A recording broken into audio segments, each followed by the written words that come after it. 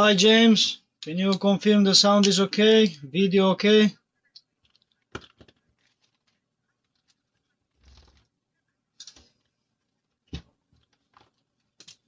Alright, so I get the right resistor. These are fusible resistors, so are like half is resistor, so half of it is fuse. So how this working? So if the resistor get hot because too much current is pulled through, we're gonna burn out the fuse, the other half, and like that you get with the chance that if the resistor that if that is not fusible, in this case on the schematic over here, getting in low resistance, it will gonna put too much voltage on the IC and it will gonna blow the IC. So that's why they come with this type of the resistors to make sure that in case of get hot and is reducing the resistance, we're gonna blow up before killing the IC. Sound audio check. Okay, good. Yeah, so that's why I don't have too much time during the week, so I was preparing me to record now in 1 hour something about this one, because I say if I receive the right resistors, let's put them in to make it safe like the factory, because how is now still okay working, but it's not safe in case that resistor which I installed, it's my reduces the resistance, instead to be 10 ohm to 1 ohm, we're gonna blow the IC. And I'm gonna explain again about the schematic, like that you understand better, like not in the other time that you told me that you saw only things and you couldn't understand nothing. So I'm gonna come like this live stream, also a kind of educational, to know where to look on the schematic, what to understand from the schematic. So practically I will not only change the resistance. You remember on the video I said that I'm really sorry for the DC offset, that there is present some DC voltage on the speaker terminal, that by the design they don't design it with a trim pot and I can't do nothing. Actually I can't do if I want, so that's why I'm gonna try to do it now. So I find 2 trim pot resistors. I'm gonna show you where I need to implement them on the schematic, and I'm gonna try to adjust properly to make it with 0 volts over there on DC, because on the speaker they don't like DC voltage, they like only AC. So let's get this one off from here. Come on, it's not coming off. This one they don't need, because this one now come like that. Need to unclip this LED from here.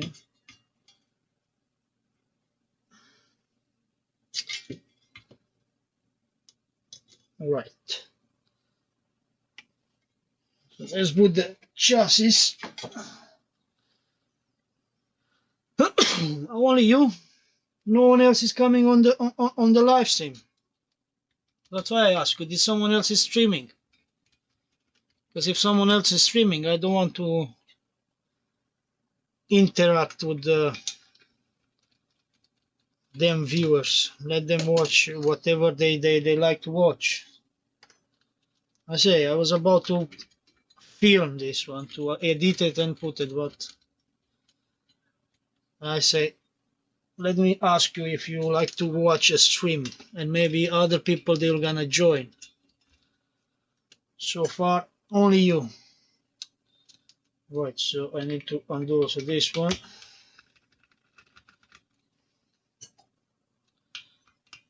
Need to undo also this one.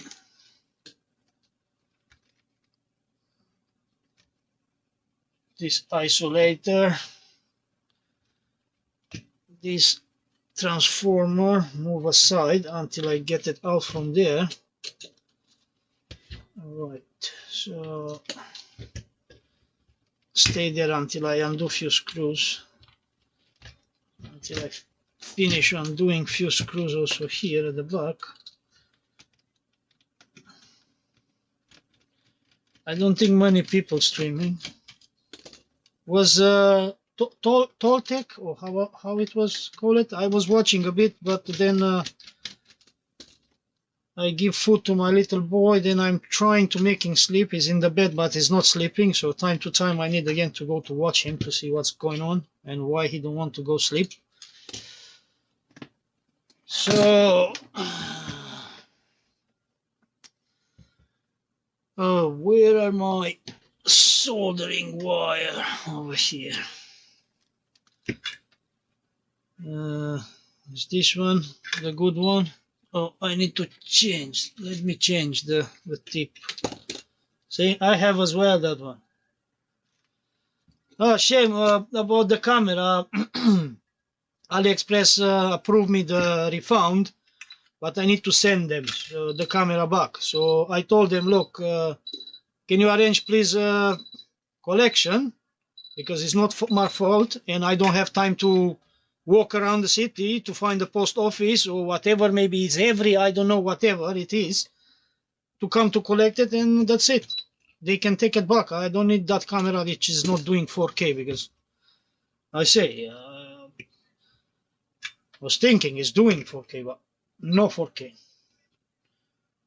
So I already installed my old one back. You can see.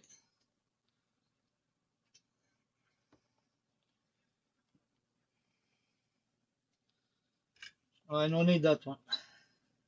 It's not what I was expecting to be. No need. Let me just grab some of the tweezers, because I need some tweezers over here. Let me grab some tweezers, because we need some tweezers over here. Can you show how you know where the measure under the motherboard? I didn't understand in your video how you know where everything is when you can see components. Okay, I'm gonna show you there. I'm gonna definitely show you, don't worry. So here we go, my set of tweezers. So here we are not working with minuscule components. So I presume this one is a good guy for tonight. This is gonna be a good guy for tonight. Just to grab on that wires and desolder them from there. Alright, that's one.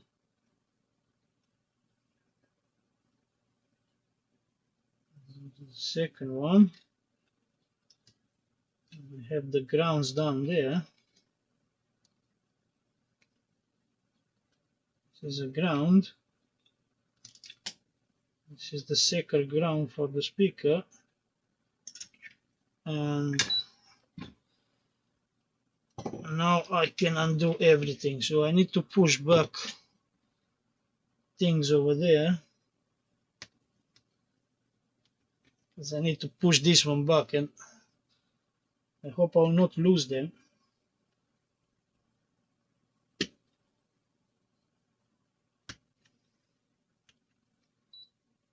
Die. And I have one more, which where is I should be another two, but one like that it come to me with one missing over there. I need to push that one out. Should be another two, but one is got missing like that come to me actually. Let me undo this wire first.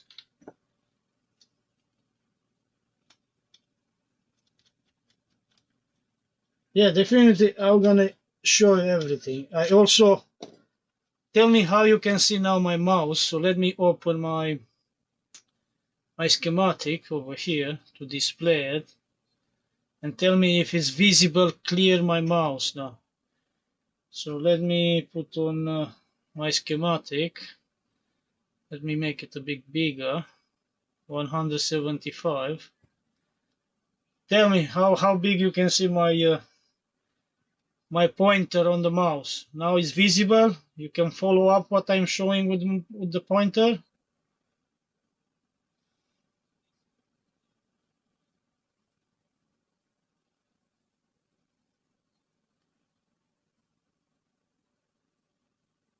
Huh? Tell me if it's visible, my pointer.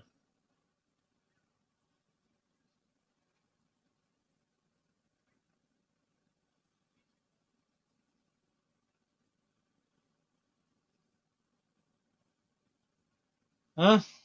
Is visible, my pointer? Mouse, okay, zoom in. All right. Well, then we're gonna wait a second because something is wrong over here.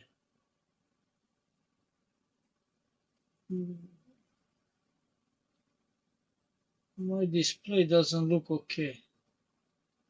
It's quite bigger. No, it's okay, but they're missing 6 pixels. So, it's too big or too small? I think it's too big. Let me try to reframe a bit. I think now I'm okay in the frame. Right, let me put overhead to finish opening this one, and then we go through the schematic. And which one is that? This one. Alright, so let me don't lose these bits because this one are the grounding point. Right. Did I push out that one? Was there trying to push out that one?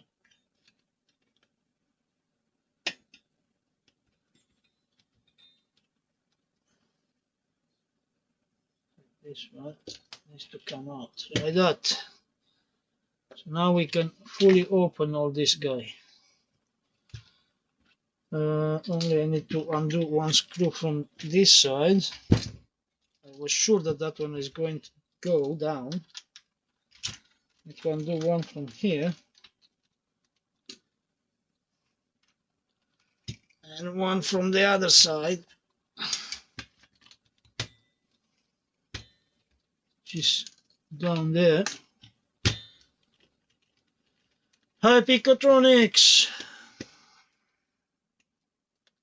If you want to learn amplifiers, you come on the right place. Because I'm going to give a bit of lessons like how to understand the schematic of an amplifier. Why an amplifier? I'm going to explain why the amplifier need ground, positive and negative, like 3 wires to power the amplifier. I'm going to explain also that one. So now this one should be free. This one should come out from there. We can get rid of that guy there. And we can have only this guy with us over here. So let me just put the screws back to this transformer to don't wobbling around over here for nothing.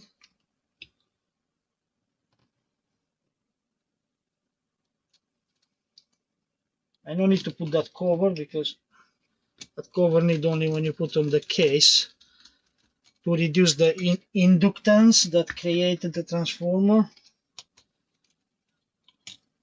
Oh, it's not the right one. Where is the right one? Oh, the big one too. Yeah, these two. All right.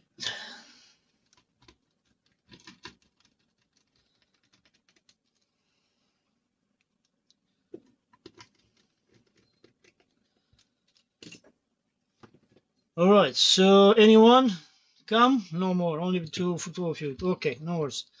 So let's first sort out the problem, but it's sorted out the problem, but to put the right resistor in, the fusible resistor, because last time you remember I said that I put a normal resistor, but here needs to be a fusible resistor. So let's get out that one and put the right one in.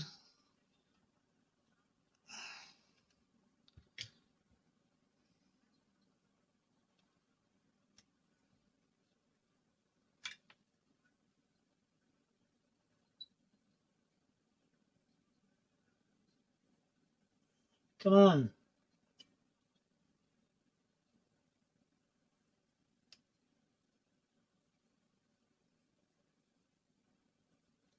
Right.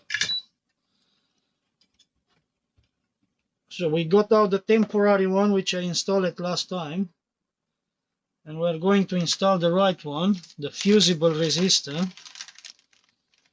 which is one of this one.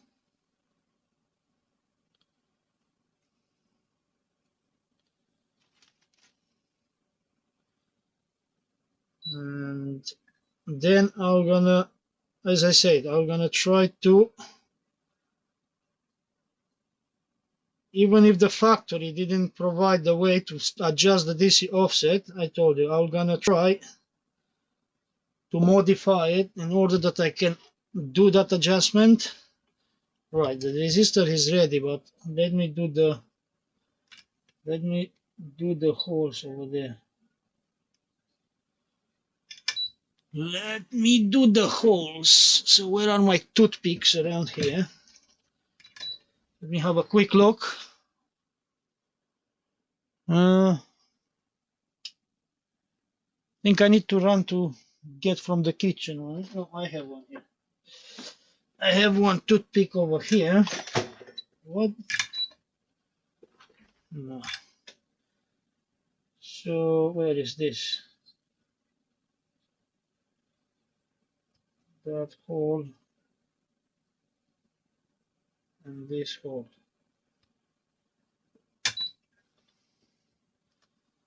So let's sort out this one first, that we know that was a problem on the other video.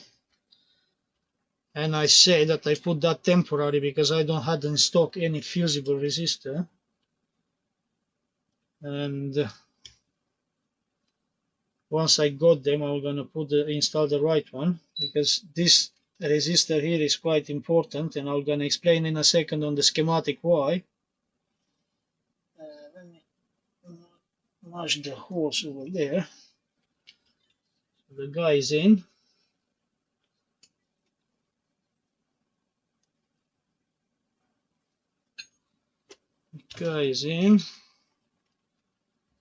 Do a quick solder.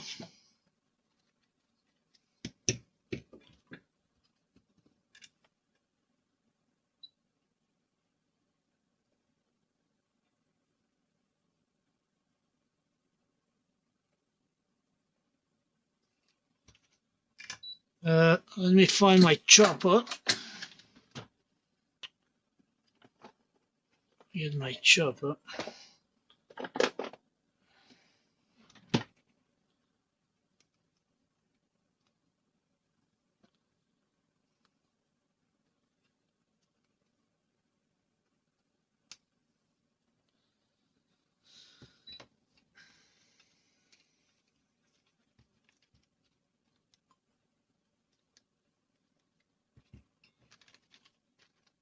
So let me put this one back because I don't need that box over here.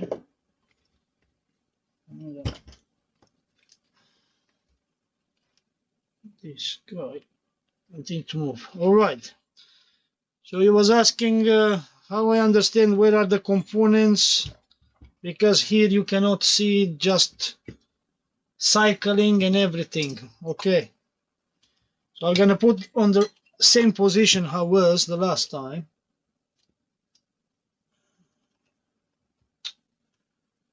These wires.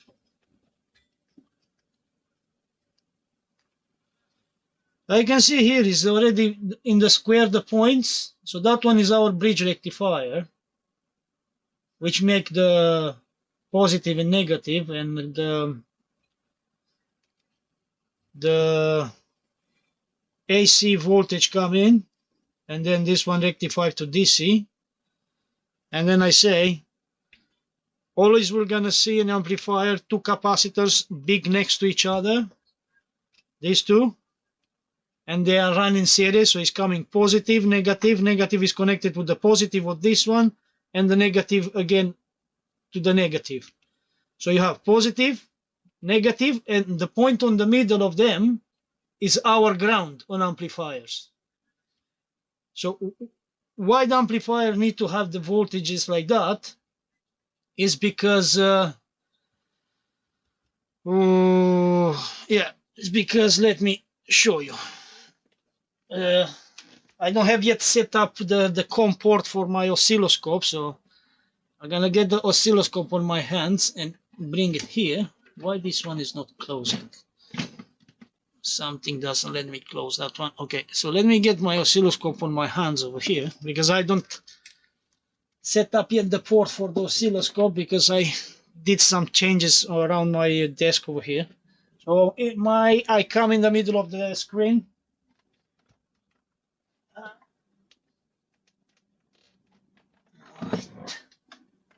Come on. Come on.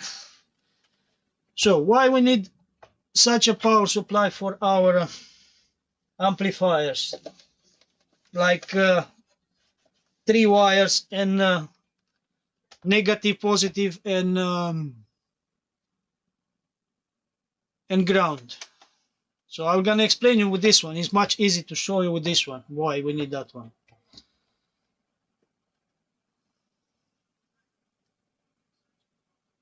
Like that is much easier for you to understand why we need. So this is our okay, but in order to do also this one, let me see if that guy has a power. Do I have power here? Yes. So I'm gonna explain you much better. So 1 second. To explain you much better why we need this power supply for the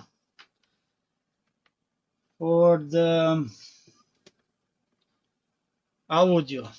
Okay, so let me find a probe. Where are my probes?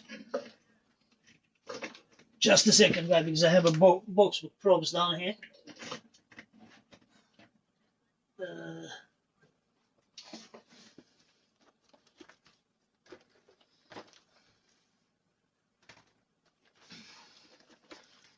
Let me get the probe. Yeah, I think this one. So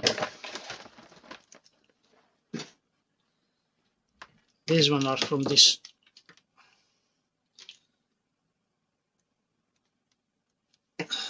Okay, so I'm gonna use the red one because I don't need that 2 channels right now.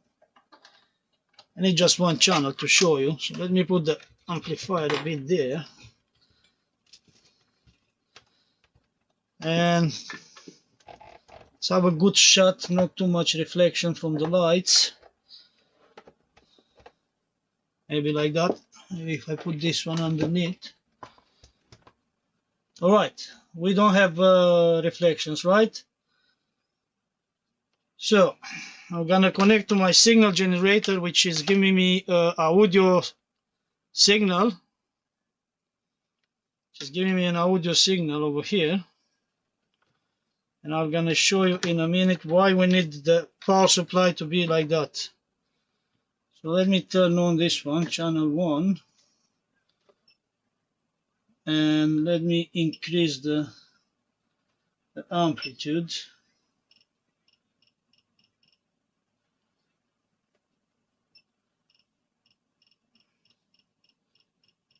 Let me increase the amplitude a bit. I die more faster.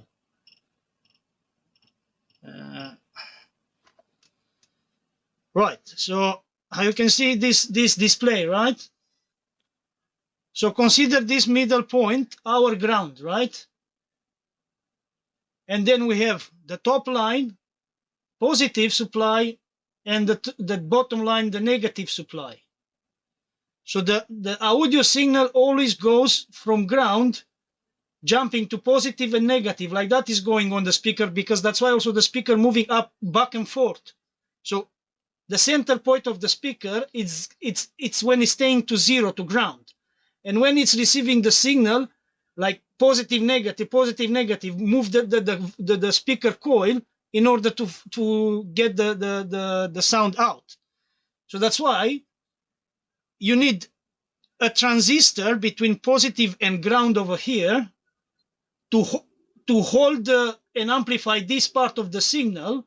And you need the other transistor here that is powered with the negative, so it's a PNP. Usually on the negative, it's gonna be a PNP transistor, and on the positive side, it's gonna be NPN transistor, which is in charge to amplify the signal when it's coming from here, and like see, like this one is the normal signal, and consider now I put the volume and the amplifier, take the signal and see it's amplified until we're gonna reach his limit, because then it will gonna do like go in his peak in saturation transistor, and then it will gonna not be anymore a curve line over here, it's gonna be flattened. So there it says that the signal glowing goes in clipping. So that's why you need to have power positive, ground, and negative. Like the PNP transistor, which is connected always to the negative side of the power supply, handle this part of the wave, and the NPN transistor, which is always connected to the positive rail of the power supply, handling that part of the signal wave. So let me know in the comments if or in the chat there if you understand what I'm trying to explain.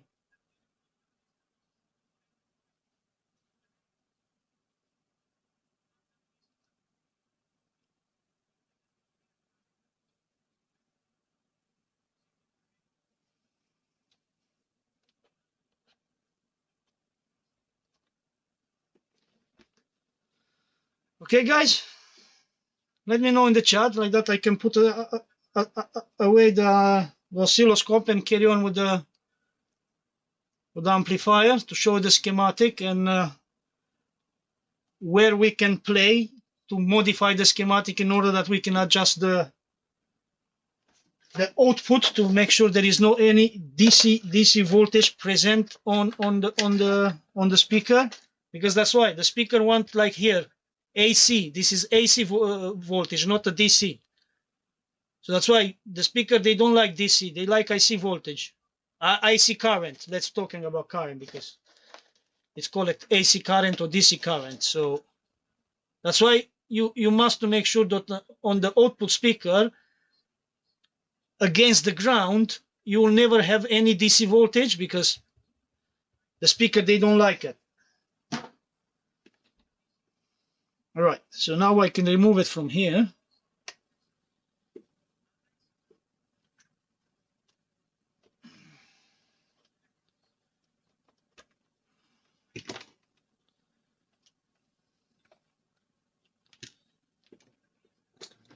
Let me make his place back there. I might come in the middle of the screen, sorry guys. I might touch my camera. Thanks for the sub. Oh, thank you so much, Snapco. Really appreciate. Who is? I don't know, because he's not here in chat.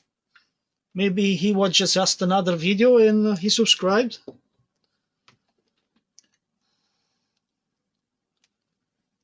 Right, let me put this aside, because I say this one I use it just for education purpose.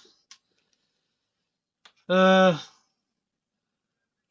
Zola, did you, JFixer, understand what I was explaining about why the amplifiers they always have this these power supplies, positive, negative, and ground?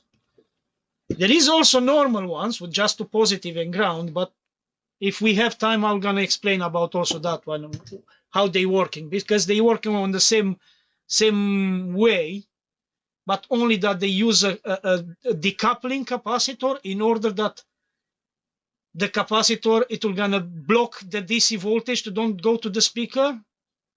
So let's carry on what I need to do in this one, and then if I have time, I'm gonna explain also how the amplifiers, like they used to be the class A amplifier, the all types, that they was powering only positive and negative, so they don't have 3 wires, only 2, but they use it a capacitor on the output in order that the capacitor, the role of the capacitor on the output, it was to block the DC voltage, to don't pass through the capacitor on the speaker, and then you had a trim pot to adjust that before the capacitor to have a half voltage between the power supply, like if it was power supply like with 40 volts, before that capacitor properly on the positive, because always the negative was going to the speaker. On the positive pin on that capacitor, you must adjust to the 3.20 volts, like that you made that middle line on the oscilloscope. And then again, the signal fluctuates in between of that line. Little bit, yes, but I need to see with my own eye in front of me and try to repair to fully understand. I say, James, if you want to fully understand, it's better to build your own one. So there is a lot of available kits there on AliExpress that they can provide you also the schematics to understand all the components, where they are and in the schematic and what they are doing.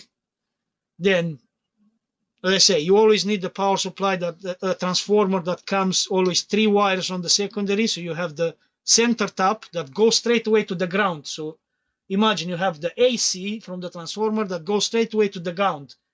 That is not connecting at all with the bridge rectifier. This goes straight away to the ground. And then you have the end sides that goes to the bridge rectifier.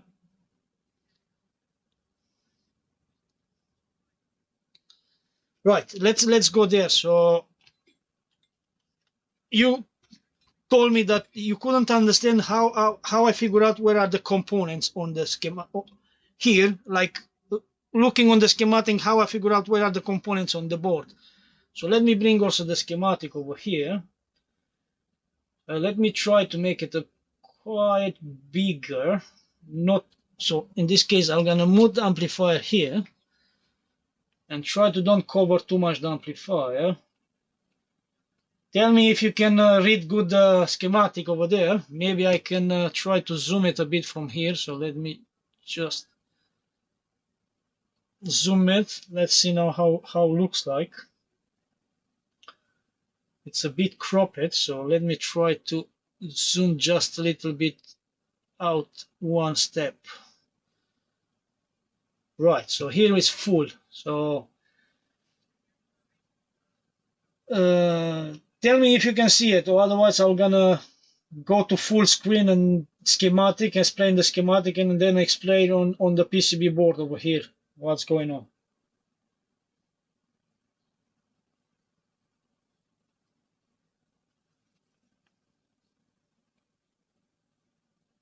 Huh? Tell me, shall I make big the schematic? Just 1 second, I go to check my little boy.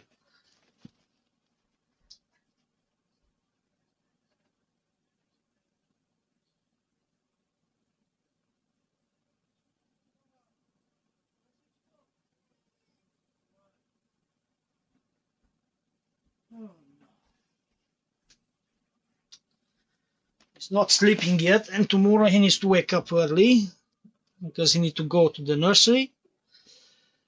It looks like solder blobs everywhere. How you know where the probe when you don't see no components in more familiar with SMD or through hole? All right. I need to zoom in, so I'm gonna skip a bit the schematic in this way, and I'm gonna zoom a bit in.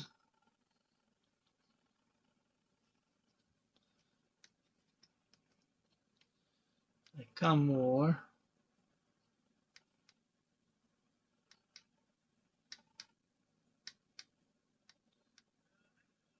I don't know if there is enough space on the screen.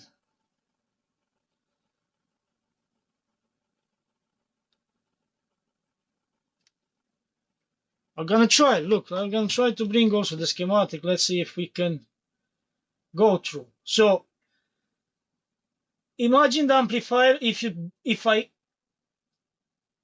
place a line over here, see where I'm moving my mouse, it will gonna be the left channel on the top and right channel on the bottom. So you have in this side of the PCB board, so cut it from in the middle of the transformer like that. So I cut the transformer like that. So I have here one channel, because this is the heatsink from one channel to cool down the transistor, the power transistors. And here is the other channel on the other side, half. So everything in the board, like how it's positioned on this side, you're gonna find it mirrored on this side. And then you can see here is only here you can see that is a round of pins straight. You can see these pins. So here definitely is in IC, is that IC that I was measuring the voltages on the pin. You can see it's properly a straight line of pins. And also here, I say I need to put the, let me put the microscope to see that it's telling me which one is the pin number 1.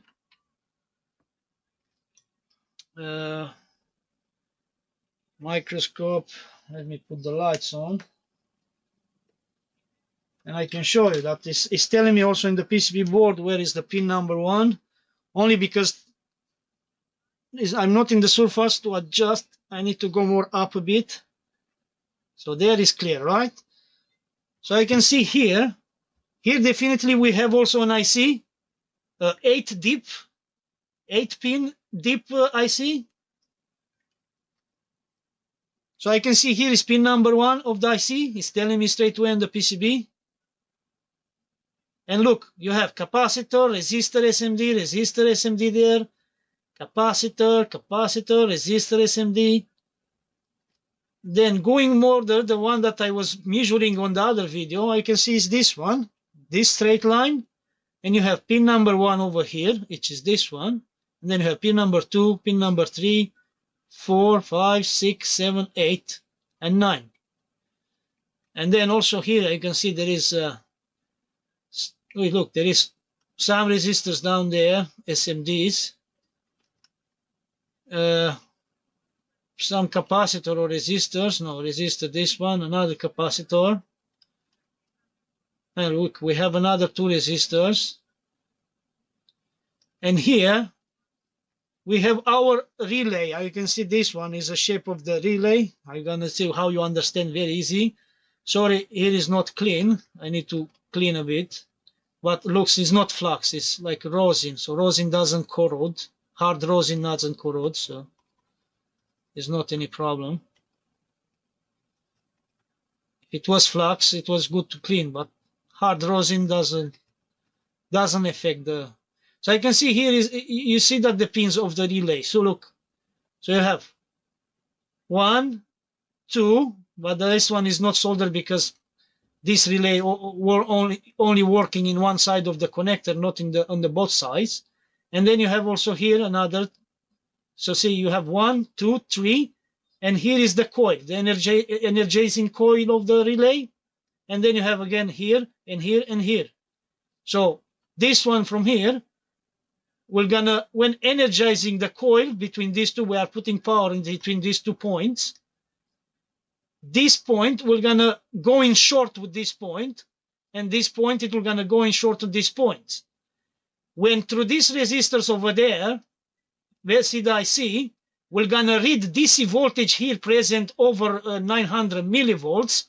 We're gonna cut off the power to the relay like that. The relay we're gonna disconnect the speakers, and the speakers, they will gonna be protected to don't get burned from the DC voltage.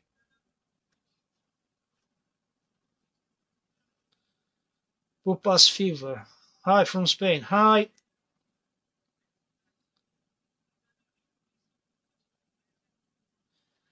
Maybe I need to lift a bit more up. Yeah.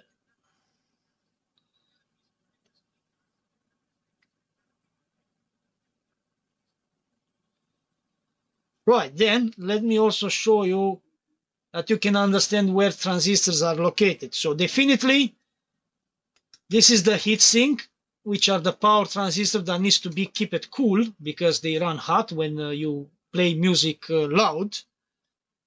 And you're gonna see here, look, you have 3 pins, 1, 2, 3. So you have the base, collector and emitter from the transistor.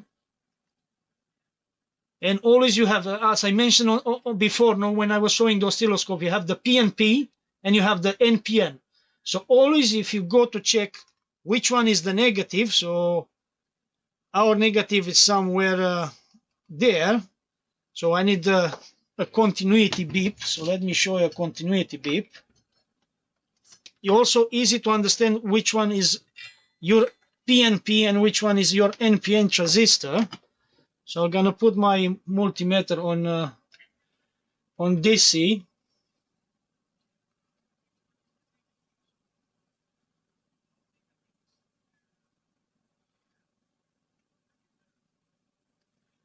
So I'm gonna put on DC my multimeter to show you how easy you understand also where is the PNP transistor and negative transistor. So as I say, this is how to do. So I need to move here to understand. So I can see here, this is our ground, and then we have, this is the negative voltage, and this is our positive voltage. See? So this is our negative, ground, and positive. Because you have positive from the capacitor, negative from the capacitor, positive from the capacitor, negative from the capacitor, the big ones that I showed you before. And then if I probe from our ground over there, and I probe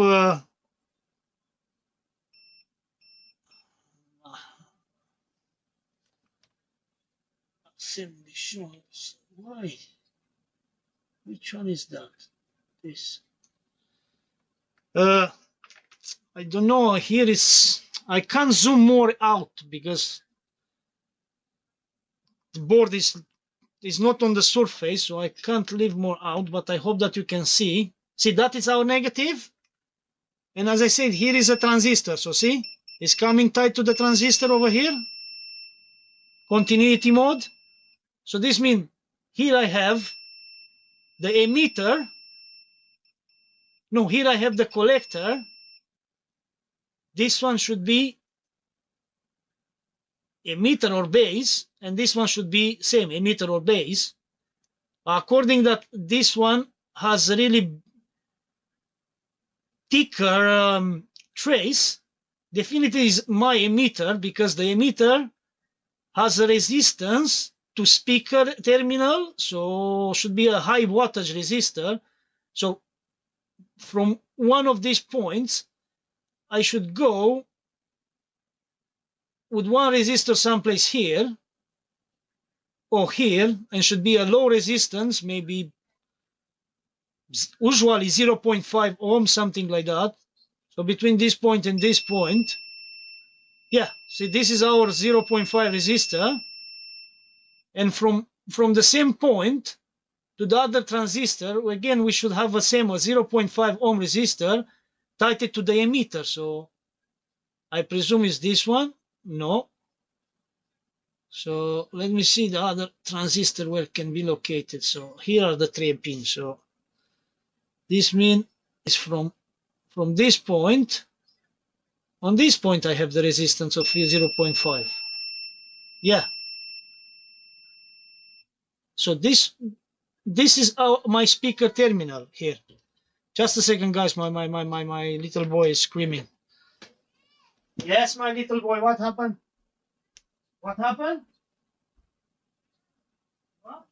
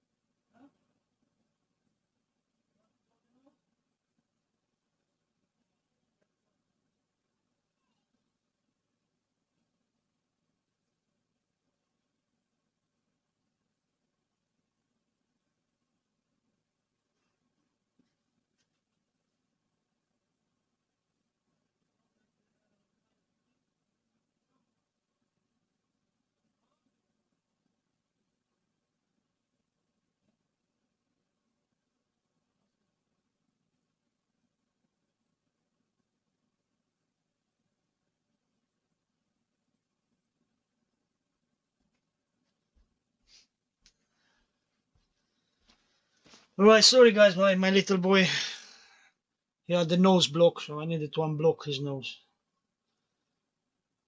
Um, so far you understand something, James? Let me try. Where are you? Where are you? Ah, here I cannot bring the. Need to go here and overhead.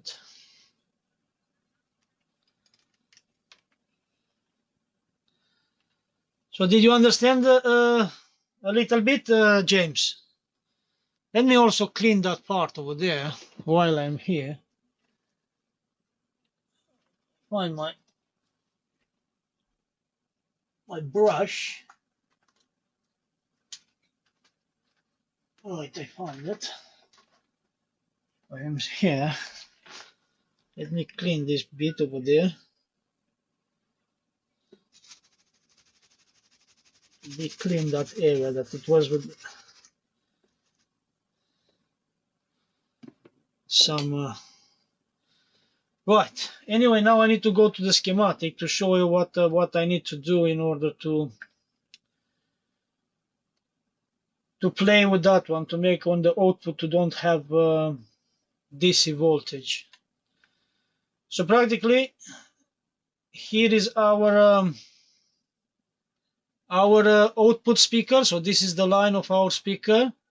So remember that I say that tied to the negative. So this is our negative power supply. So you can see here is going down and is going to the negative. So this is negative power supply. And I said before, see it says here minus 28.7 volts. You're gonna have always a PNP tied to the negative. So this is our PNP power transistor. And we have on the top over here, the positive rail power supply that is connected. I can see go down the line. You come here to the big capacitors. See over here. These two these two capacitors are the bigger one there, which is in series, how I say. See, there is negative, positive, negative, and positive. So this is our power supply with positive rail. And see, it's tied always to an NPN power transistor. And you have on the heat sinks, always you have this transistor plus this transistor. Not all the schematics, they have also this one that is tied to the heatsink in order that control the temperature on these two transistors, and if they coming too high, we're gonna reduce the current which flow through them because the current make them run hot. So this guy is in charge, control the temperature and regulate the current that goes through the transistors to don't over how to say over temperature, and then they can destroy themselves because of too much high temperature.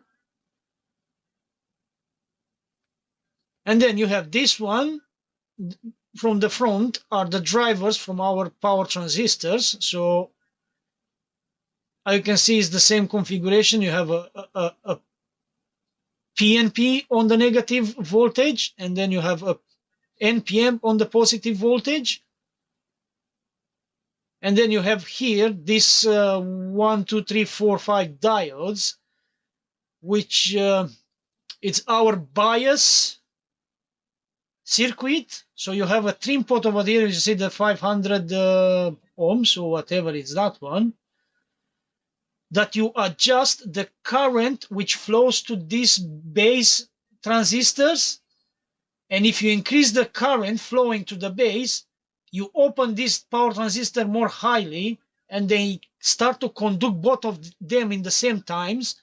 They get hot and they can short themselves. So that's why with this trim pot, you need just barely adjust just to keep only one barely open like that. When the audio signal comes to the gate, to the base of that transistor, we're gonna amplify the signal, send it, see, we're gonna send it down to the second one, and then this one is taking the control and amplify, bring back the signal to the other guy, and so on. Like do hear the oscillation all the time, oscillation of the sound. So this one taking charge when the signal coming to negative side, and this one take a charge when the signal goes to the positive side.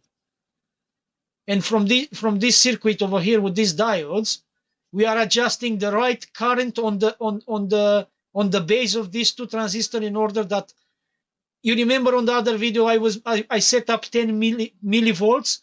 So I set up 10 millivolts from this point over here, see TP4 and TP3. So across these two resistors, I set up to be at 10 millivolts continuously. Like that, we're gonna always stay on only one transistor, not both of them in the same times. And now for the DC voltage, to make sure that here on the output, because this is our output line, so this one where I'm running now my mouse. So we need to localize this resistor on the PCB board, this R516, and try to put instead of that one a trim pot. And with that one we can adjust slowly, and we should reduce the voltage, or we can play with the voltage on the output here to try to take it to 0. So that's why I found on my stock 250K trim pots. So I'm gonna put them on the maximum resistance and try to reduce it slowly, see if it's changing something over there. Sorry for my cough. So how I localize that resistor on the PCB board? So I'm going to the next page over here. And here, this is our PCB board. And we are looking for which resistor? So the resistors that we're looking for is 516 and 515. So where can be the 516 and 515 over here? I saw 517 over there. Look here, 515, R515, right? Is that correct? Here, where is my mouse? It's 515, right? And almost in the same location, only that you go to the other side of the PCB board, we should be our 516. So somewhere around here, we should find our 516. Where are you? 518 over here, 518.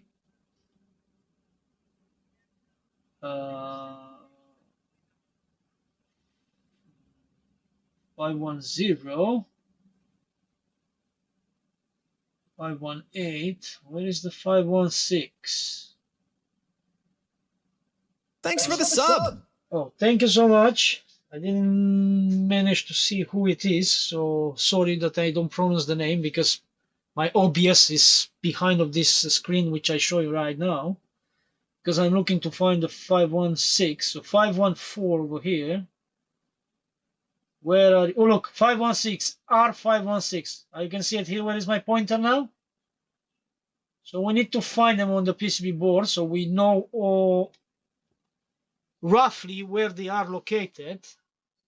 So we need to find them. So let's go to the board.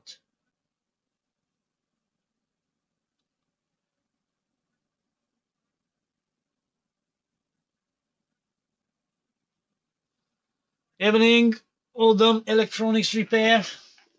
A bit of logic behind how the amplifier works, and because this one I fix it, I have a video when I fix it. I found a fuse resistor burnout of 10 ohms over here. So now I received the right resistor, because on that video I used a normal resistor, which is not ideally, because if this resistor get low resistance, like is burning a bit, and instead of 10 ohm it will gonna become 1 ohm, we're gonna fry an IC on the amplifier. So it's recommended to be a fusible resistor, so it's half resistor, half fuse. So if my half of the resistance get burned and change the value, the other side of the resistor will gonna cut off. So I install it right now.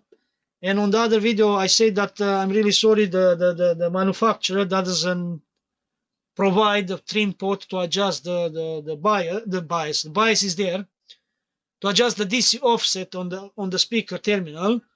So if I'm here and I open it, I'm gonna go to try to modify in order to bring back to zero, because in one channel we have around 120 millivolts DC voltage, and the other channel around 30 millivolts DC voltage. So we're trying to get rid of that because speaker, they don't like DC voltage. So I say 516 and 515 I need to. So roughly, if I look on the PCB, here is my bridge rectifier. So somewhere around this area I should find the 515.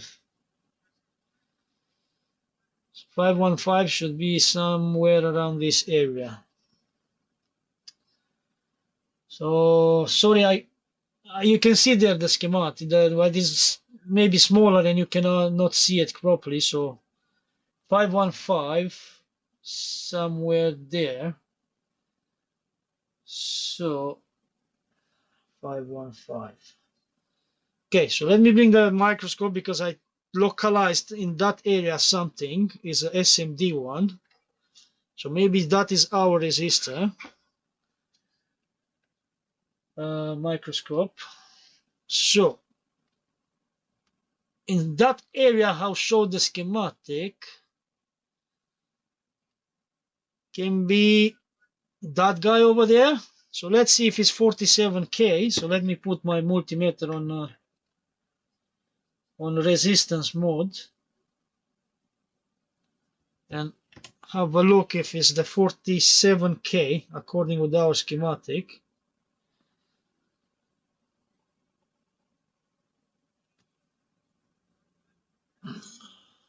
So I don't think so is our guy, because this one measuring only almost 1K, so 0.9 of a K, so it's not our resistor, that one. Maybe the next to it. Maybe the next to it. Oh, my. Why? I need to sharpen a bit my probes. I was measuring this one, sorry. So this is only 2K. Right, to localize more easy for me is I go to the speaker terminal and I'm gonna see if it's beeping over there, because according to what inside the schematic, 515 is somewhere there. 515.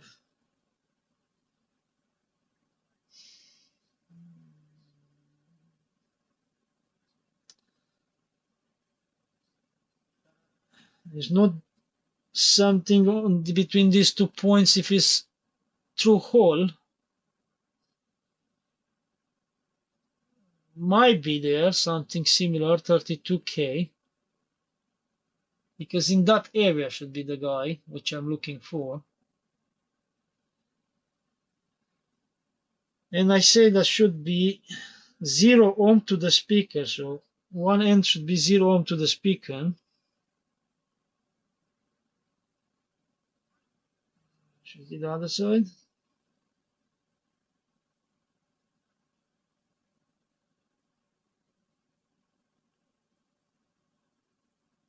Here we go. Here we have something 47K.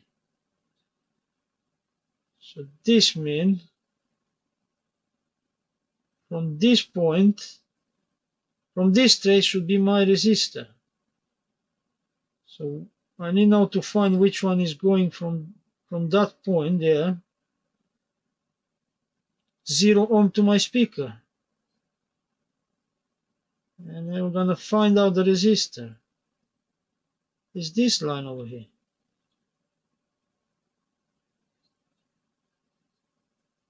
No. Right. I think it's this one, our guy. I think it's this one, our guy. No, this one is only 3.3. Should be located over there, my speaker. I think I need to try to look inside on the other side, because let me bring back the schematic to understand together something here. Because according to the schematic, it's telling me here everything what is marked with the asterisk indicates is a chip part, is a SMD part. So definitely our resistor 516 and 515. All right.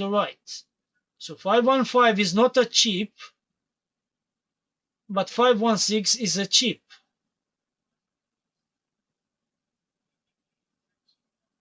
Oh, so in this case, where I was now, 515 should be a true hole. So I need to look for the other side to find it.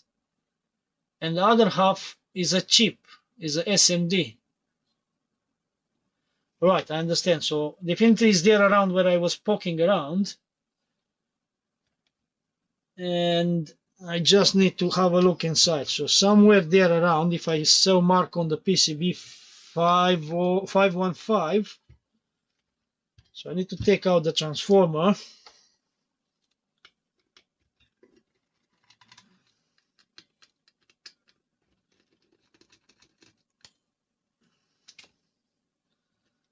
I should see if I see anywhere marked 515 on the board over there. I get it. Okay. I think I'm gonna bring the microscope to show you that I directly find it straight away. Let me bring the microscope like that you can see it, how easy I found it straight away, because I know it where it's located. And I can show you how easy I found it. And yeah, indeed it's true hole. So let me show you where I am. So let me point it. So it's under these wires over here. You can see there 515, R515. Let me move with the cables aside. See, our guy is there. It's that one that I need to take it out. Try to see how I put the trim pot. On the other side of the board, I'm gonna use it to put a trim port and try to play with that resistor. So that's our guy that I need to adjust it. See, 515 is there. So I need to get to that one, take it out from there, and try to put the trim port to these terminals. And in the other side, in the other half of the amplifier, here should be a SMD. But if we already find one, let's get that one out from there. So, and hold like that the things. I can sew it from there. And I just drop it over here. Sorry if my head is in the middle, but I don't have an option. I'll make sure that I grab the guy from the leg. And where are you? Where are you? Is this? Is this definitely?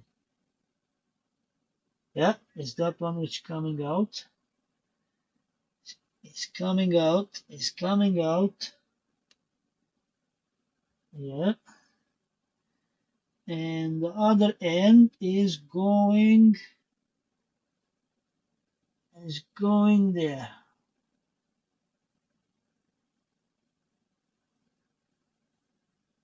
All right.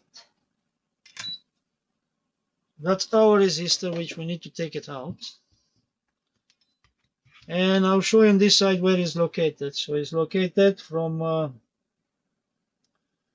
my God, from here to here. So let me make the holes like that. We're gonna not lose the place where was sitting that resistor.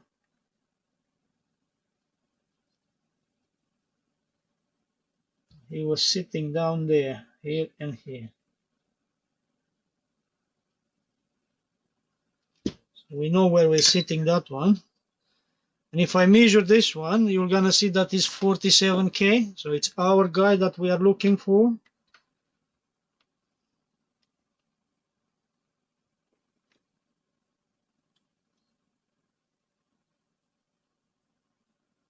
You can see there on the meter, 46.7. So it's our guy. Now, let's see on the other side where is located the SMD one. Oh my God, this cable, I hate it. Because I spin this amplifier twice around. Let me get the cable from here because it really bother me. All right. So now we need to look on this side. So according with our, let me bring back the page with our PCB board view, and it should be 516, right? Because this one was 515. So 516, I saw it somewhere here. I hope that I don't lost it. See R516 here. So imagine here, see the transformer. So in the middle is transformer. So somewhere near to the transformer on that side, right? Somewhere near to the transformer on this side. So let me put this guy back like that. We can have a look together. Microscope. All right. So can be or this guy, or I have another guy over there. So let's try to measure those two guys.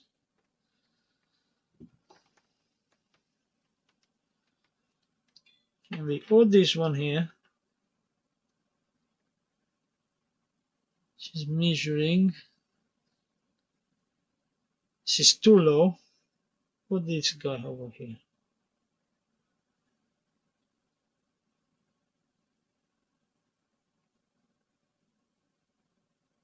Why overload?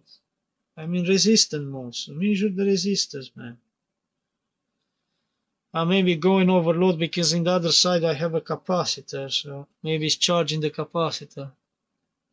No, it's our resistor. And how I make sure that is our resistor? I'm really sorry, but I need to go in overhead because the microscope is not covering so much big area. So we know that our guy, I'm gonna measure again like that, you know that is this guy over here. So let me bring it on the middle. Okay. So we know that this is our guy over here. If I measure again, is this 46K? Right. One end of that resistor, I should have 0 ohm with one point of the speaker.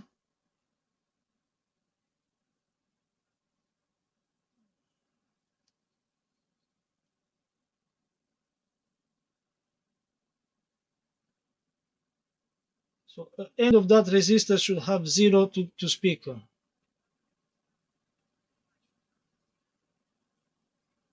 And it's not giving me, so it's not our resistor. It's not our resistor. It's not our resistor, that one. Maybe next one. No. We have again look on the schematic. Because that one should be tied to the speaker. 516. 516.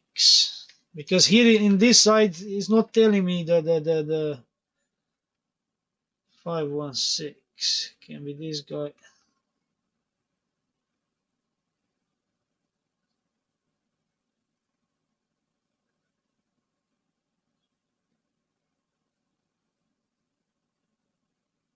And I read this resistor now.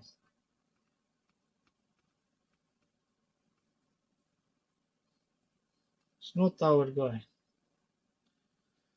So here is a bit tricky because the schematic it says clear that 516, see this one here, is would mark with the asterisk, and it's telling me clear the asterisk is a chip. So for them chip mean this one mean. Let me go more down. Where you are? Adjustments. No, up there. I need to go more up. So look what mean for them chips. For them mean chips. This one means the chip part, SMD. So this means that one should be SMD. And definitely it's located on that area and should be really nearby the transformer. Who is this one?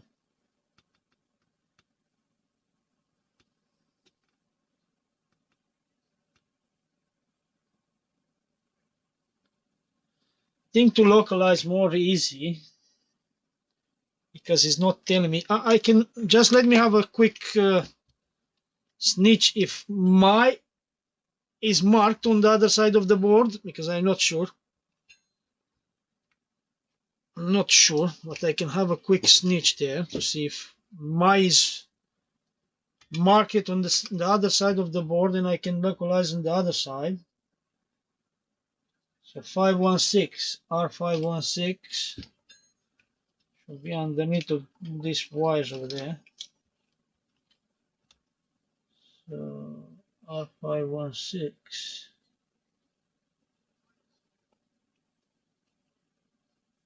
R516. That's 518. 516. I found it. 516. What? So this means it's not clear. The schematic is telling me that it's a chip, but it's not a chip. It's same. It's a true hole because I found it. I'm gonna show you under the microscope. So why? The schematic, this means is not clear, the schematic. I found it. It's there, 516. I read it correctly. Sorry if my hat came in the middle a bit. But definitely is this one, 516. Look. And it's not an SMD. It's same, a resistor through hole. Let me show you.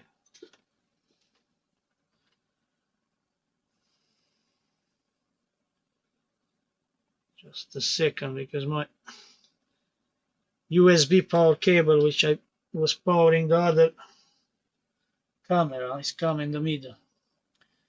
Right, let me show you, because I saw it. So this means it's not correct like the schematic, see? Also this one, they designed the schematic and then make you confuse. So there's my phone. You see it, 516 over there? Just down there? 516, R516, or is this one?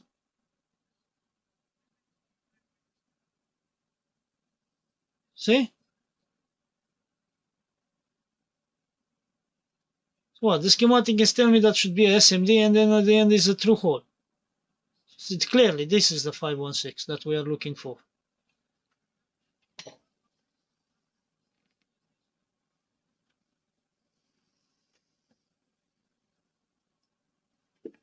So now let me take it out also that one, make the holes that I know from where it's coming out. And then we can play with the trim ports. So this one, where is located, if it's coming there, let me understand it because it's not easy to understand this location. So I have a transistor and the top of transistor. So I have a transistor. This is our transistor. And you reckon it's these two pins. You reckon are those two pins? Yeah. I reckon are those two pins over here. So this is one pin, and this one should be the second pin. Yeah.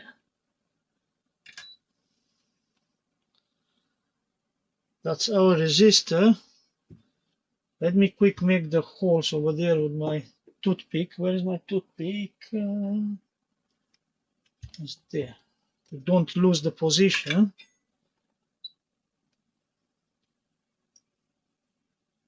Should be there a hole. Here, another hole. Oh no! The toothpick get broken in.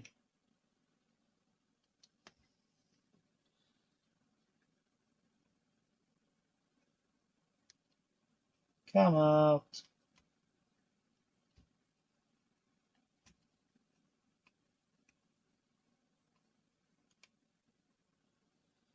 Alright. I try to push it back from here with the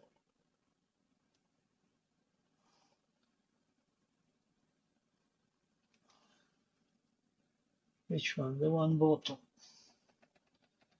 One in the bottom. Man.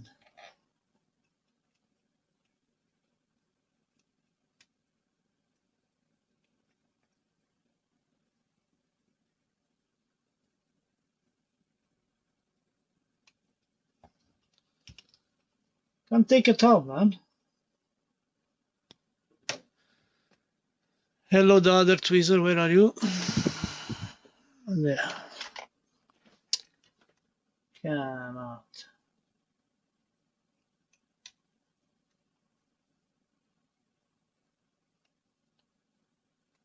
Come on, man.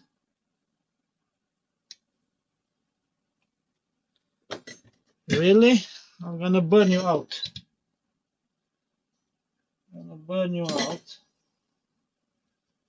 I'll burn you out. You don't want to come.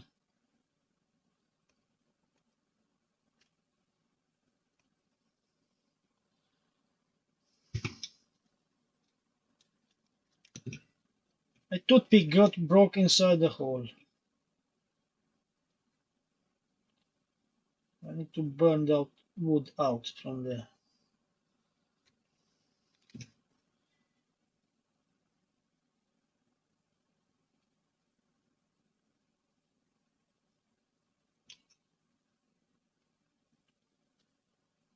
It's gone.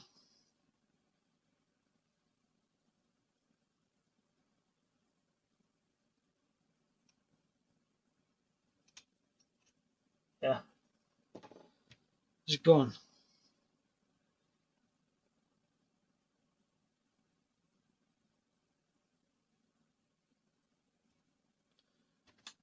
Sorted. Whoa. Let's measure also that resistor, make sure it's 46 or 47K.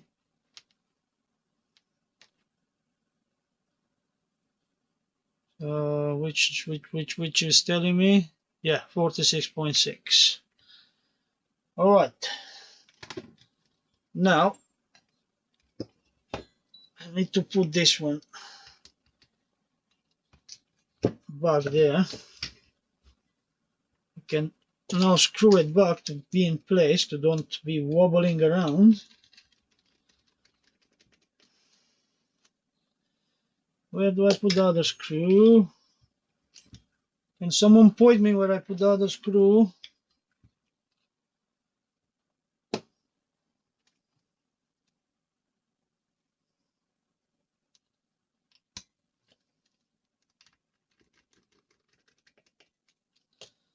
All right, so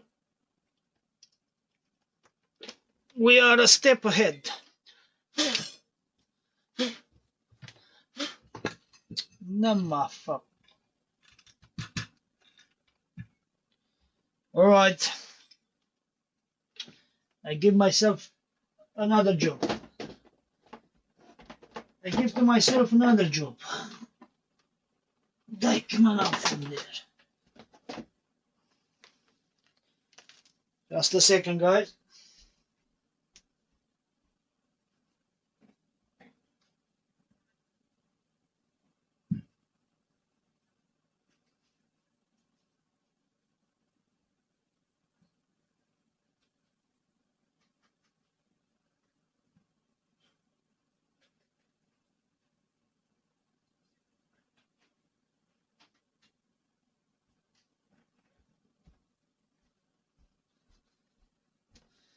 Okay, close your ears, guys.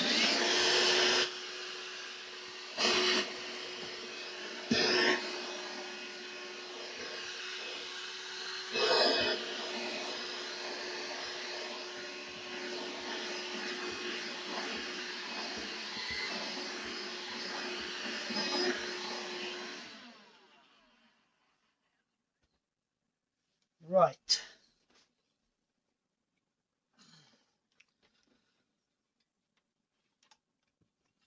Okay.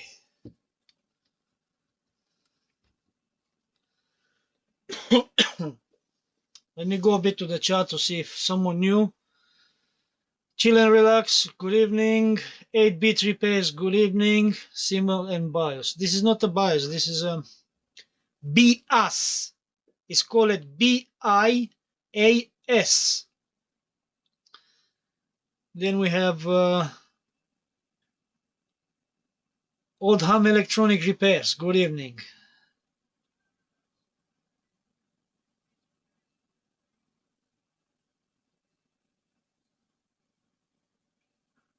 Well, that's what the paper says, that whatever is marked with the asterisk on the schematic mean is a cheap part. So if we go there to that page, explain that the cheap part is the one that is an SMD. I don't know, this device, imagine, is old, more older than me, so it's built on 80s, something like that. Was a really good gear.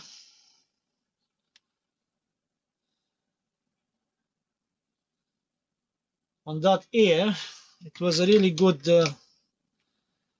good piece of audio gear. Oh, don't tell me. Yeah, it was a piece of good gear. Don't tell me my camera get lost it.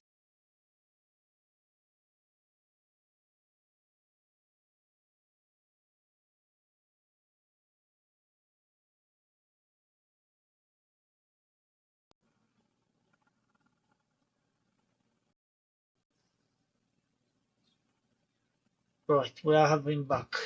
We're having back the camera.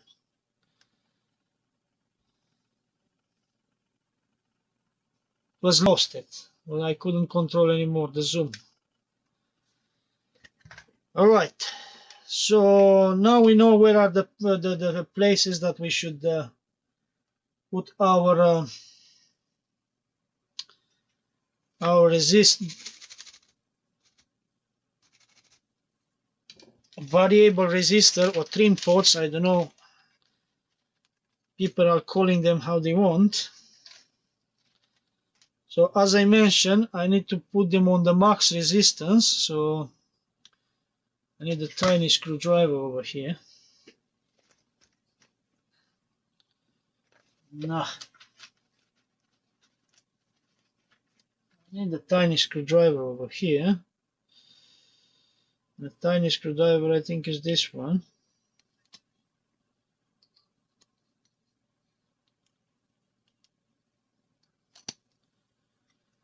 So I need to turn this trim port in one side.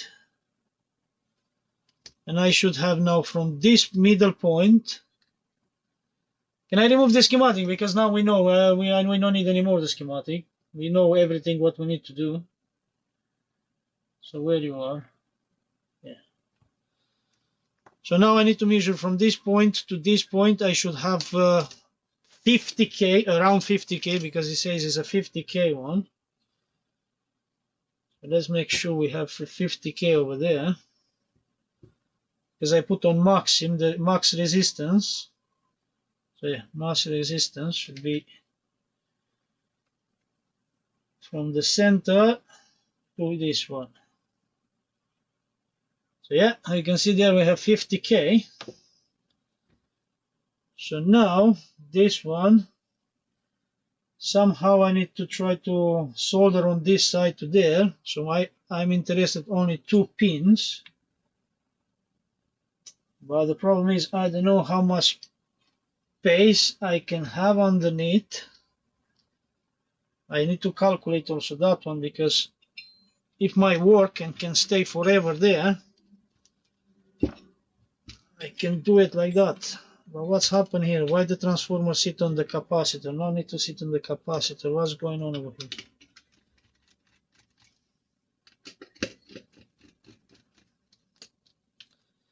Let me reset the transformer because it's sitting wrong. This wire, I should come there. Right.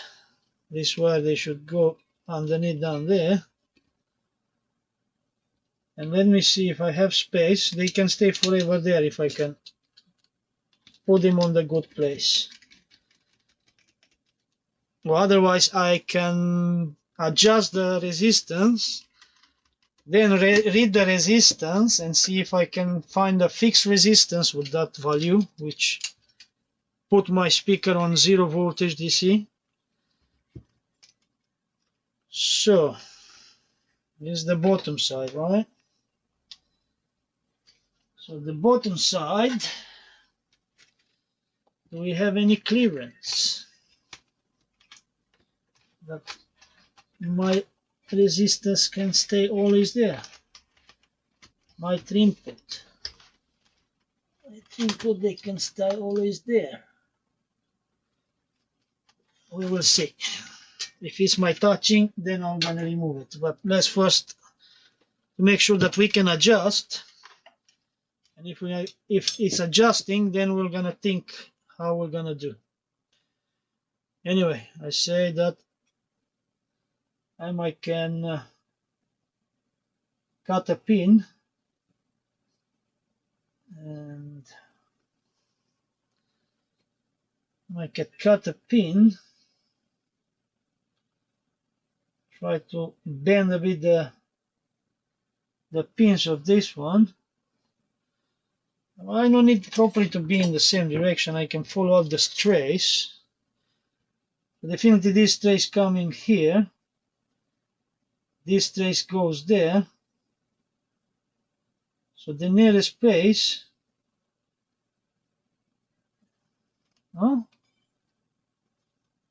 this one connected here. Yeah, so this trace come here and is going here. So I can solder between this pin and this pin over here.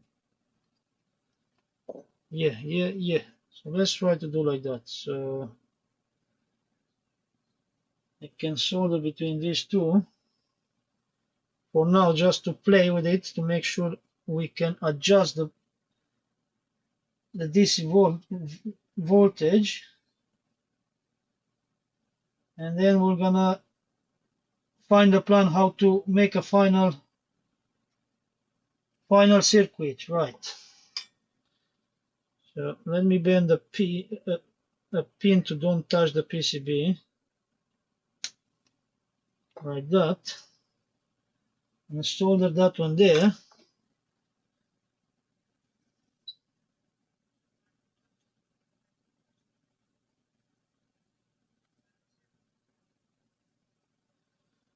And get some solder.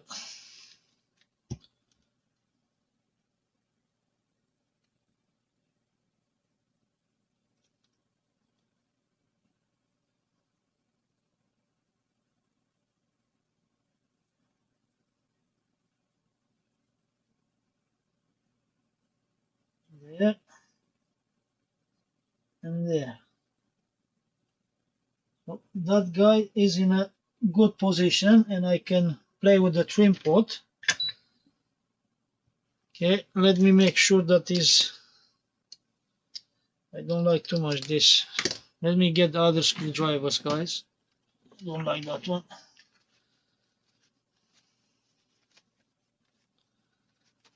I don't like that one for this job, so I prefer this screwdriver for this job. Yeah. So now I am in the fully maximum resistance. So if I measure now between across the pins, you have 50K over there.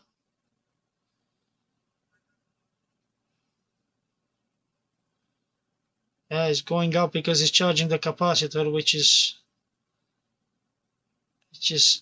with it. So yeah, I can see is the maximum. Now let's see also this side how we're gonna put this guy over there. I think on this position I can go. Yeah, this position I can go that one. And I say for a final decision, gonna do at the end. First, I say is a trial to make sure that we can play with our DC offset, and if it's working, then we make a plan how we're gonna keep the trim pot forever there. If we can swap it on the other side of the board, or measure the value of the resistance when I'm gonna spin it, and it's giving me the 0 voltage on the output. I soldered there. Snapbot doesn't want to solder. What's going on over here?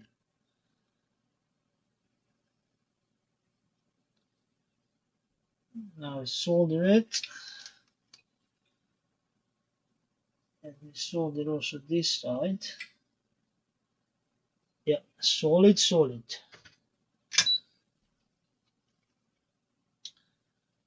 Sure is going there, right? Oh, I breached something over there. Let me double check that because I don't want to breach. No, sure is together. Don't know. Right.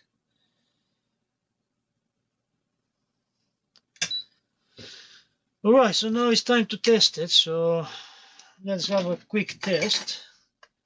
Good evening, Pitco.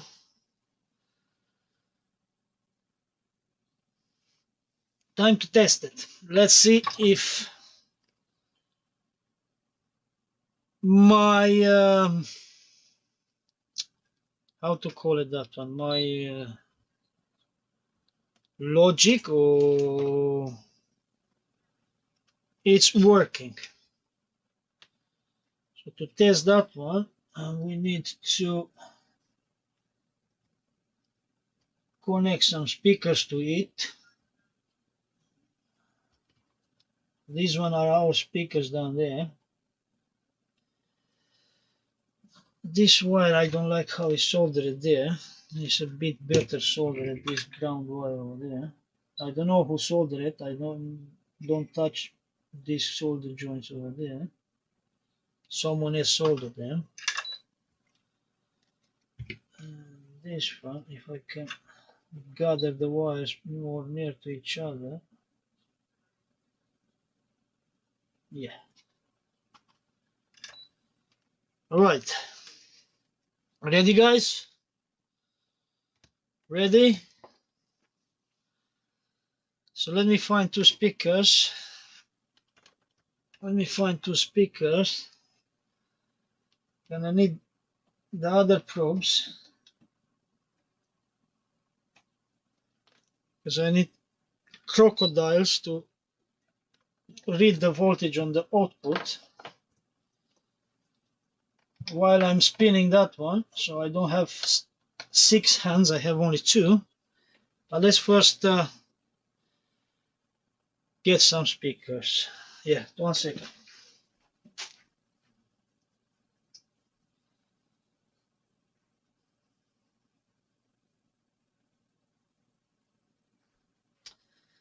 I might use this one, not the big speakers.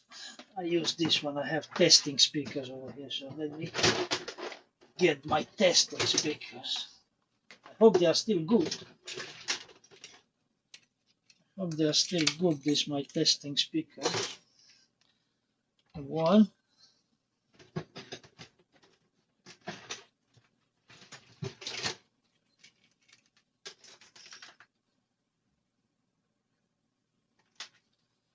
2. I hope they're still okay. They're still working. Long time I didn't test them.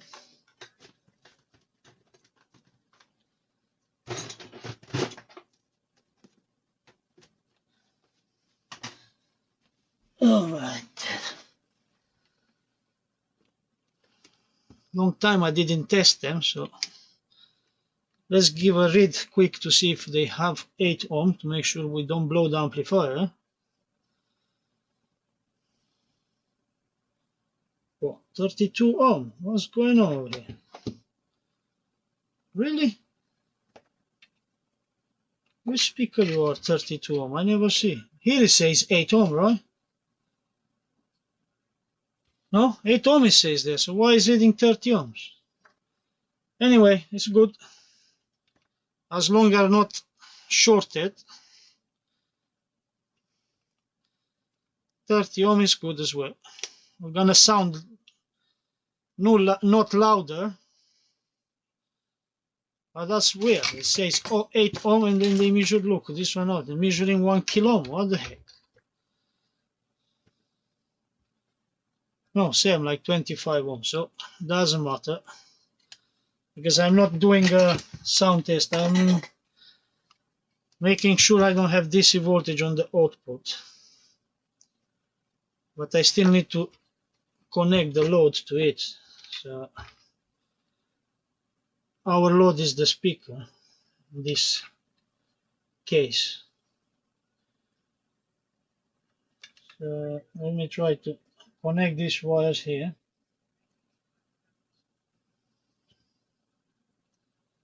This is one channel and the ground.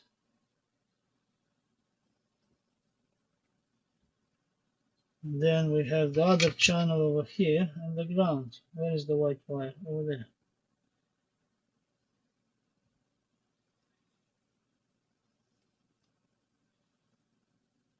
This is the other channel and this is our ground.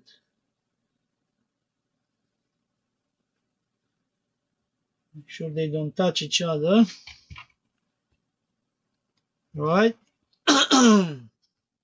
Make sure this wire doesn't touch things around here. Let me get out these probes from the equation,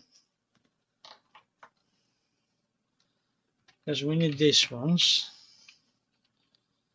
and these ones to measure our voltage on the output. So we're going to connect to the positive and the ground, right?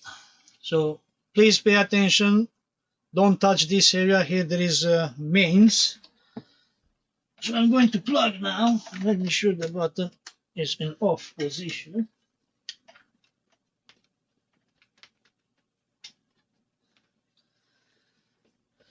Let me put my multimeter on voltage,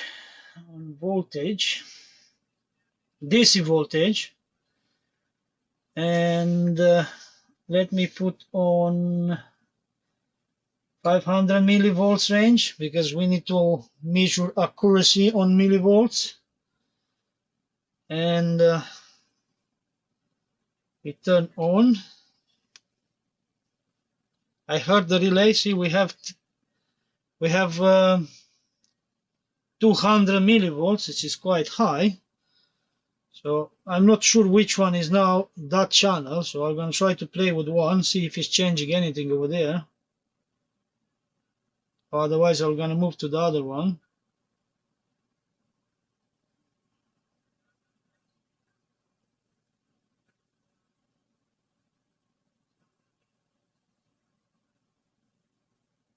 So this is not changing too much.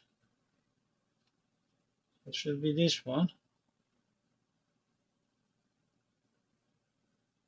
Yeah, I can see this is our one. So we can play with it until bring it to 0. And I think I need more than 50k because I'm in the maximum resistance and I still have 100 millivolts. So I need to maybe find 100k or try to play. Let's see our channel, the other one, what is doing. So our channel, it's hard to get the hands over there.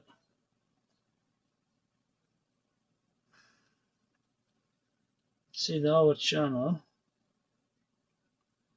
Our channel, see, is just 30 13 millivolts. Okay, let me find 100K and try to put 100K and adjust it, because looks like it's doing. See, if I reducing the resistance, see, the voltage grows, but I am on the maximum 50K and still I have 10 millivolts. So this means if I go maybe 51, 52, 53K, I can cut off also that millivolts over there. 9 millivolts we can say acceptable, it's not any problem, but if we can do it, why not do it, right? So my theory works. Then to implement a final resistance, definitely we can find out. So let me see where I find the 100K. Give me 1 second, guys.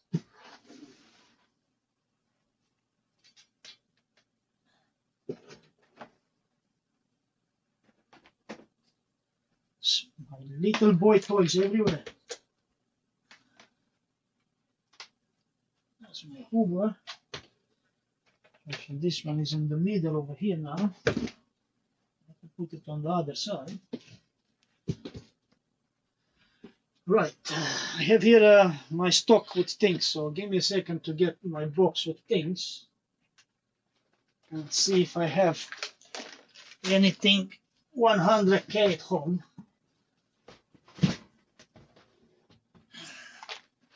Let me unplug it now because I don't want to get shocked when I put the box on the top of the amplifier. It's unplugged. Here we go, guys. Here, plenty of them. Now let's see if we have 100. So this is 504, so this is 500K. This is 2K.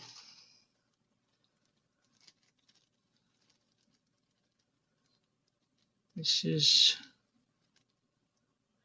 105. I think this is our 105 or 104. One of these one should be our 100K. So not exactly sure 105 or 104, but I'm more sure that is the, no, 105 is 1 meg. So this means 104 is our 100K. 104 is our 100K. So let's get this one. Measure the ends, the very ends. Okay, put it there. Let me put on resistance. And if it's saying 100K is our resistor. Yes. So this is 94. Let's find the second one. 94.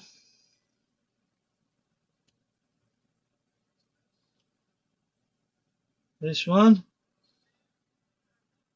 94. So yeah, let's go with these two. Swap those two guys.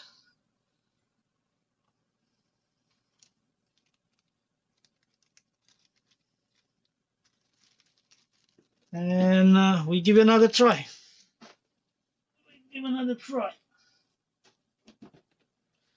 So it's unplugged. So I unplug it, so it's safe to touch it. So don't get scared. Right. Let's get off these ones from here.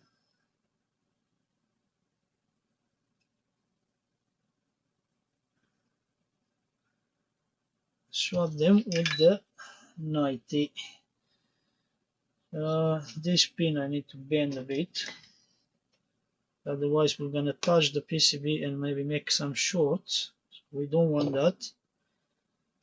And it was soldered in that place, there and there.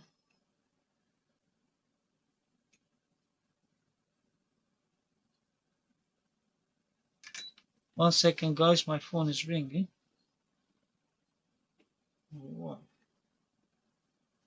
Just a second, guys.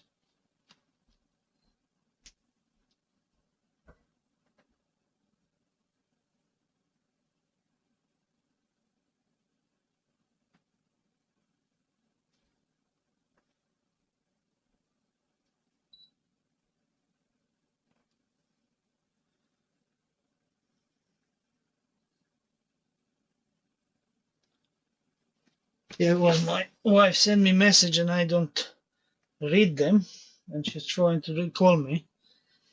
Okay, so one is there. Let's put the other one. This sit like that, so this pin I can bend there.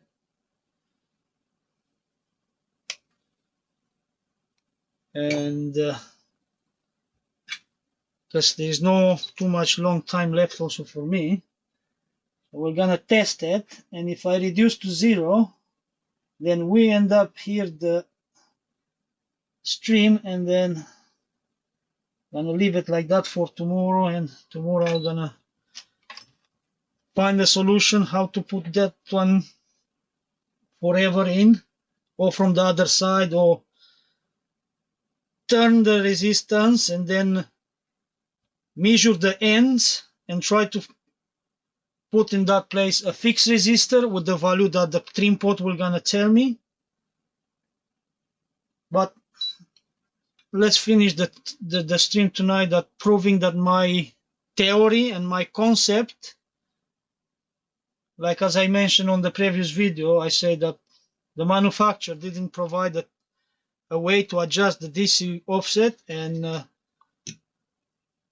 knowing electronics, we know how to implement that. And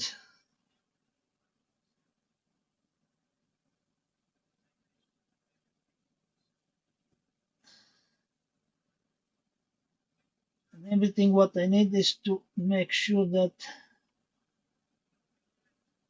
I can bring it to 0. Right, so that's correct there.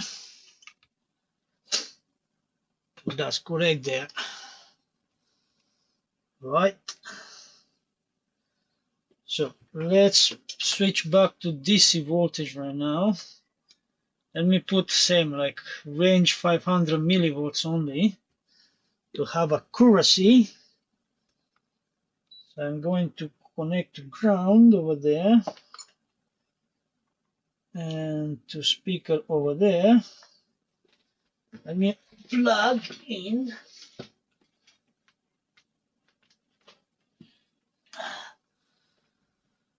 And we have 320. We remember now which one was which and which and which. Yeah, this one adjusting there. No, it's this one. Okay, so we go to 22. Now we go too much because it's going in negative, the voltages now. See? You remember when I started the stream and I was showing you the oscilloscope? See? With this one we are playing around that middle line which I show you in the oscilloscope. So we need to bring it to 0. So our 0 point is our that center line that I was explaining with the oscilloscope. So more close with that one, the better it is. Maybe with this kind of trim pots, we cannot properly go exactly on 0.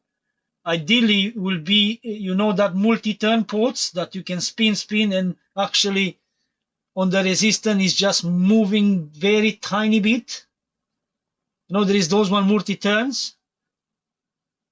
But I'm happy with that one. It's 0.7 millivolt. So it's not. So imagine how to show you. So imagine here. Let me try. See, imagine this one. The first number on the multimeter is 100 millivolt, 10 millivolts, 1 millivolt, and 0.0 millivolt. So we have only now a negative side of the power supply. We have across the line with the 3 millivolts. It's fine. I say to go precise, you need that multi-turn trim pot. The usually are the square blue ones that you are more precise on those one, but on the range of 5 millivolts is nothing wrong. See, I'm going too much on the negative power rail. Now I go too much on the positive power rail. So it's somewhere there. So I'm happy with that one. So I'm gonna measure now the ends of the resistor, and maybe I will gonna find a fixed resistor, and I'm gonna put it instead of that one, same on the holes. Now let's make sure also the other one we can adjust it to the 0. And this one we are on the negative side with minus 296. So we need to bring it close to 0. I need to bring it close to 0. We are crossing the 0 point and we went to positive side. I think there, about there. I'm happy with that one. 1 millivolt, 2 millivolt is okay. So yeah, the theory behind the electronics working. And as I say, if you go and watch the first video, I mentioned that I can't do nothing for the DC offset because the manufacturer didn't provide me the adjustments. But as I say, knowing electronics, we know where we need to touch things to make them work. So yeah, that point for me, like 1 millivolt, 2 millivolts, that's correct. So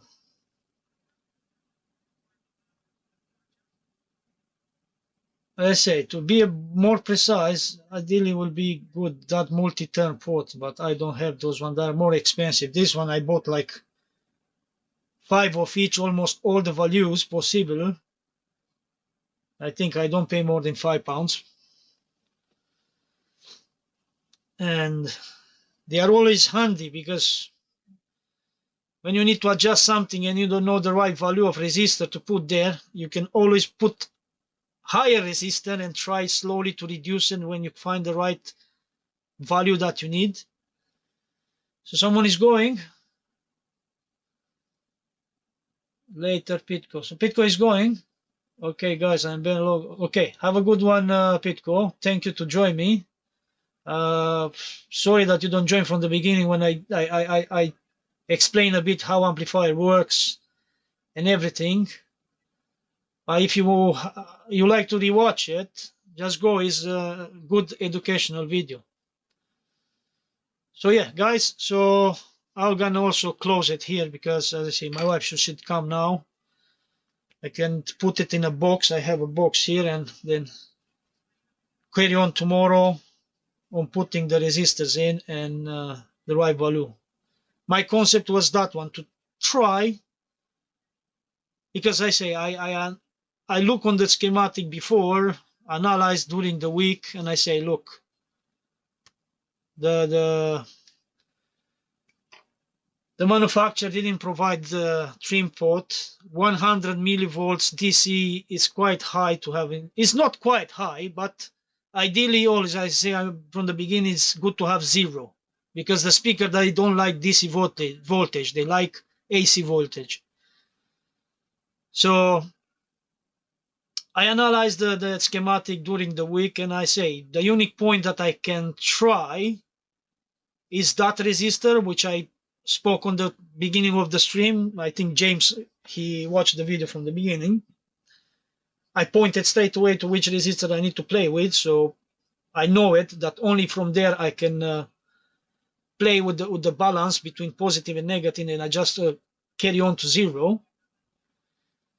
Thank you so much for you that you join me. And as I say, I'm more than happy to share my knowledge, because I say what I know more because I study in the school. So the theories, I have everything in my mind. So, and it's not hard, the theories, to put them in practice when you have the schematic. Like James was asking on the first video, how you know that there you need to measure, there you need to measure. I say, because you watch the schematic, and I explain him. You watch the schematic and you understand power transistors always needs to stay on the heat sinks because they get hot.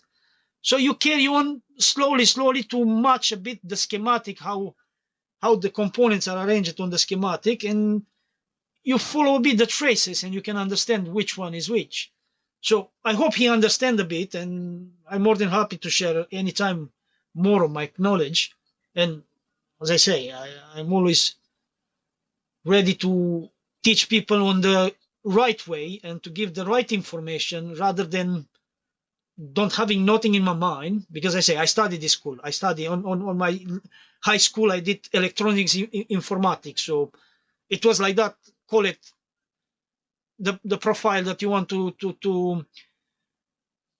register to the high school, because when you finish the normal how is call it, the school like primary school, and then you go to next level school. I don't know how it's called it here, but in my school it was like primary school. It was 4 years of study, then you go to the next from 4 to 8, finish the 8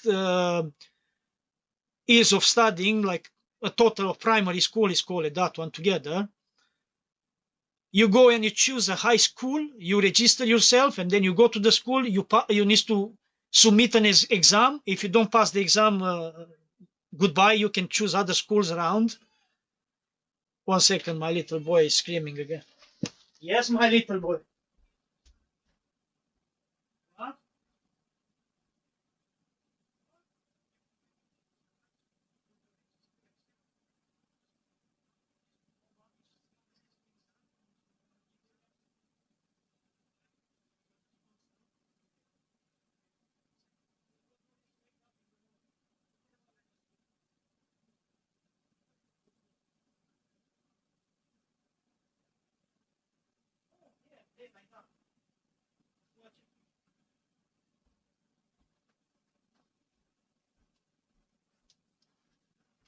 So where I left, I said that you finish that 8 years and then you register yourself to a high school, and you choose which profile you want to study. Like it was electronic informatic, was engineer physicians, or engineer mechanics. So you choose. You have to pass an exam, and if you pass the exam, then you are qualified and you can go to study that school, and you study that school for 4 years. After 4 years, you give an exam for that you take how is call it, like a diploma. I don't know how it's called in English.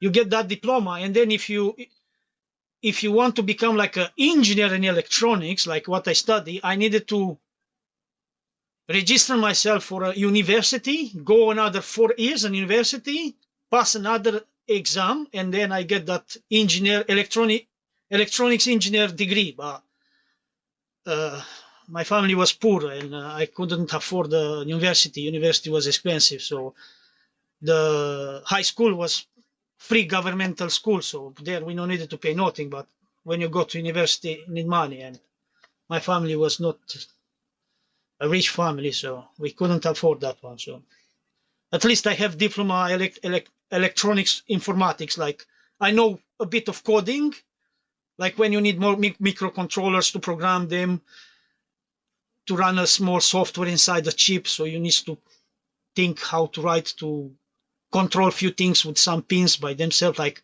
one pin reading a button. When you press the button, another pin to do something, or other pin to do something else. So yeah, I know a bit of that one, what I study, and I say I'm more than happy to share and teach people on the right way, not like not having nothing in my mind related with electronics, and then just suddenly to say, well, you use a resistor for this reason, or you use a resistor for maybe we don't use a resistor. No, as I told you from the beginning, if who join later, if you want to rewatch, you're gonna see that from the beginning I point which resistor I need to find it, to take it out and play with the value of that resistor, because only that one can adjust me this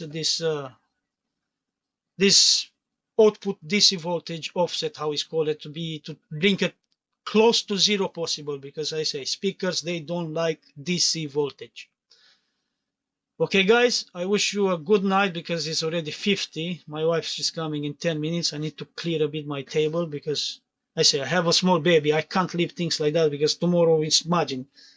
Well, anyway, I say I always have a main switch that switches off the power on my corner here, where I have all the computer, all the soldering station.